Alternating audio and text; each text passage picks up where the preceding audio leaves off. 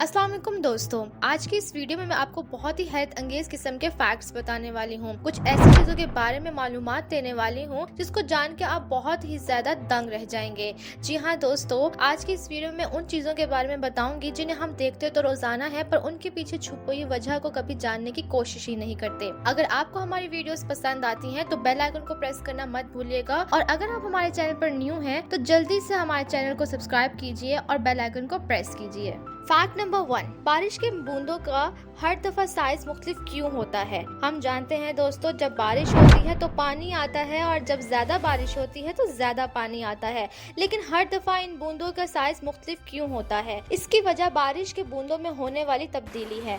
हवा के दबाव की वजह से ये बारिश के कतरे आसमान से नीचे की तरफ बढ़ते हैं, और इस बढ़ने के दौरान सबसे पहले ये एक चिपटी शक्ल इख्तियार कर लेते हैं, और जब ये कतरे मजीद नीचे आते हैं तो यही चिपटी शक्ल फिर एक बैग की शक्ल इख्तियार कर लेते हैं, और ये बैग की शक्ल मजीद अब बढ़ती चली जाती है, और फिर ये फट कर छोटे छोटे कतरों में तब्दील हो जाती है। यही वजह है कि हर दफा फटने से कभी तो ये साइज में बड़े होते हैं और कभी ये साइज में छोटे होते हैं, और ताहम इसी वजह से हमें हमेशा कतरों का साइज मुख्तलिफ नजर आता है।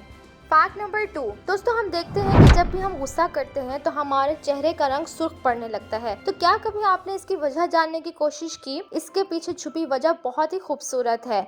जब भी आप गुस्सा करते हैं तो आपका चेहरा सुर्ख पड़ जाता है। इसकी वजह यह है कि आपका दिल आपके पट्टों को ज्यादा खून भेजने के लिए तेजी से धड़कना शुरू करता है, जो आपको लड़ाई की तैयारी में मदद देता है। आपके चेहरे में खून की नालियों को भी चौड़ा कर देता है ताकि उनके जरिए ज्यादा खून बह सके, और चूंकि ये नालियां जिल्द के बहुत करीब होती हैं, लिहाजा इजाफी खून का बहाव ज्यादा नजर आता है, और इसीलिए हमारे चेहरे का रंग सुर्ख पड़ जाता है। फैक्ट नंबर 3, दोस्तों हम देखते हैं कि जब भी हम कोई वर्जिश करते हैं तो उसके 24 से 72 घंटों के बाद अक्सर औकात हमें अपने मसल के अंदर दर्द महसूस होता है और टेंडरनेस फील होती है। तो दोस्तों आखिर इसकी वजह है क्या? दोस्तों American college of sports medicine के मुताबिक इस चीज को DOMS यानी कि डिलेड ऑनसेट मसल सोरनेस का नाम दिया गया है, जो कि वर्जिश के 24 से 72 घंटों के दरमियान में होता है। बहुत ज्यादा वर्जिश की वजह से हमारे मसल्स बहुत ज्यादा पुल हो जाते हैं, और जिसकी वजह से उनमें बहुत ज्यादा कॉन्ट्रैक्शन हो जाती है, और इसी वजह से ये मसल्स दर्द करने लगते हैं और इनमें टेंडरनेस हो सकती है। तो इस बीमारी या इस चीज से बचने के लिए बेहतर ये है कि ज्यादा से ज्यादा रेस्ट किया जाए और सर्कुलेशन को उस एरिया में बढ़ाया जाए, ताकि जल्दी से जल्द मसल की ये सोरनेस खत्म हो सके। फैक्ट नंबर 4, दोस्तों हम देखते हैं कि घर के बाहर मौजूद बिजली की तारों पर परिंदे बैठे होते हैं। ऐसा क्यों नहीं होता कि इन परिंदों को बिजली की तारों से झटका महसूस हो और वो मर जाएं? दोस्तों ये एक बहुत ही खूबसूरत निजाम है। इलेक्ट्रॉन्स के फ्लो की वजह से ही इलेक्ट्रिसिटी प्रोड्यूस होती है।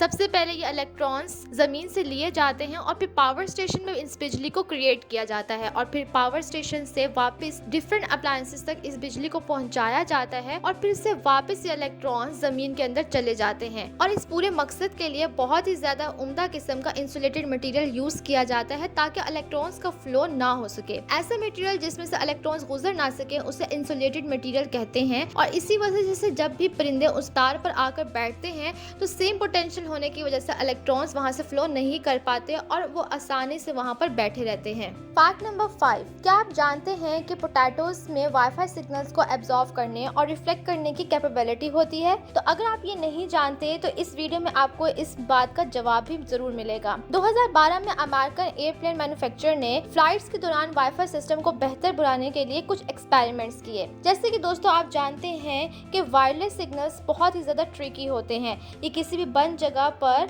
मुख्तलिफ तरह से एक्ट करते हैं, और एक ही कैबिन के अंदर लोगों की हलचल की वजह से इन पर बहुत ही गहरा असर पड़ता है। तो इस चीज को फिक्स करने के लिए और वाईफाई सिग्नल्स को बेहतर बनाने के लिए साइंटिस्ट ने कुछ एक्सपेरिमेंट्स किए, और इन एक्सपेरिमेंट्स के दौरान उन्होंने एक एरोप्लेन के अंदर बहुत सारे पोटैटोस रख दिए, चूँकि इंसान का वहाँ पर मौजूद होना काफ़ी सारे घंटों के लिए मुमकिन नहीं था।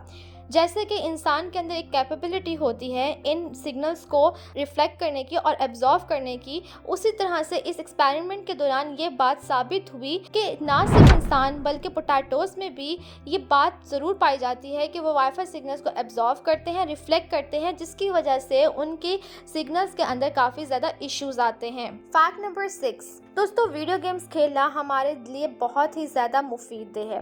आखिर कैसे? दोस्तों जब भी हम कोई वीडियो गेम खेलते हैं तो उसमें हम ना ही सिर्फ अपने दिमाग को इस्तेमाल करते हैं बल्कि हम अपनी आंखों का भी बहुत ही ज़्यादा इस्तेमाल करते हैं। कभी तो हमें कोई चीज़ को तलाश करना पड़ता है तो कभी हमें कहीं ना कहीं नज़र रखनी पड़ती है, जिसकी वजह से आइज़ की मूवमेंट बहुत ही ज़्यादा यूज़ की जाती है और इसी वजह से हमारी आई साइट को बहुत ही ज़्यादा फ़ायदा पहुँच सकता है। जी हाँ दोस्तों, ऐसे लोग जिन्हें मोतिया का इशू हो उन लोगों के लिए ये एक्टिविटी बहुत ही ज़्यादा फ़ायदेमंद साबित होती है। इस बात को साबित करने के लिए एक टेस्ट कंडक्ट किया गया जिसमें 19 से 31 साल के 6 अफराद को सिलेक्ट किया जो कि बचपन से ही मोतिये का शिकार थे और उनको कहा गया कि वो हर महीने में 40 घंटे के लिए शूटर गेम्स खेले, जिसके बाद ये बात साबित हो गई कि अब वो आई चार्ट के ऊपर पहले के निस्बत 2 एक्स्ट्रा लाइंस बहुत ही बाखूबी से पढ़ सकते हैं।